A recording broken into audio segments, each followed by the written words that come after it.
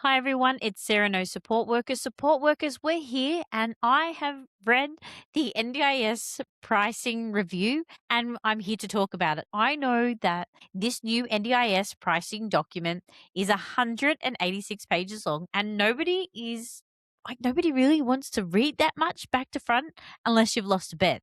But there are a few things in the chapters that I believe you really should read in order because they explain what is changing, why it's changing, and what it could mean for you and the work that you do. Just a quick note before we start, this is the annual pricing review. It is the NDIA's recommendations and direction for pricing. It is not by itself a new invoicing rate card. So think of it as this is what the NDIA is proposing and watching very closely. Let's start with the executive summary. Let's read pages 6 to 8 first. All right.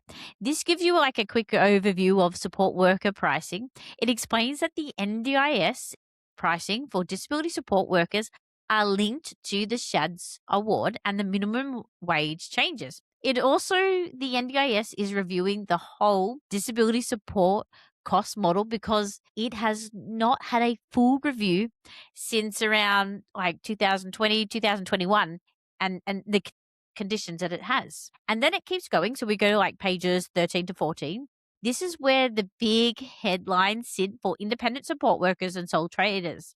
The NDIA is recommending that unregistered providers deliver social, community, and civil participant supports have their prices limited or like reduced by 10% from the 1st of January 2027. It is also recommend stop future indexation of these unregistered supports. Now, this is not every support worker or every support item. It is very specific about unregistered community participation support, which includes high intensity versions. All right, so like let's go to the next chapter, which is chapter 5, and that's pages 32 to 36. This chapter explains the thinking behind these changes. The NDIA is saying that registered and unregistered providers have different business costs. Registered providers have audits, compliance systems, governance, worker screening records, and ongoing NDIS commission obligations. This is why the NDIA want to create a different price limit in this part of the market. But part is really important. The report also says about different businesses and compliant costs. It's not just saying registered providers are better support workers or independent support workers provide lower quality supports. Participants still get to choose support workers they know, like, trust, consistency, and have the relationships and good supports that they want. All right, so then we're going to read chapter 7, pages 37 to 59. This is the main disability support worker chapter. Yeah. And it reads like this. If you want to understand how the NDIA thinks a support worker rate is built, it looks at the wages at super, the leave, the allowances, the training, rostering, supervision, HR, technology, and other business costs. It is a good reminder that the NDIS price limit is not the same as a worker's wage. A provider rate has to cover more than just an hour spent face to face with the people that we serve. This chapter matters because the whole DSW cost model is being reviewed.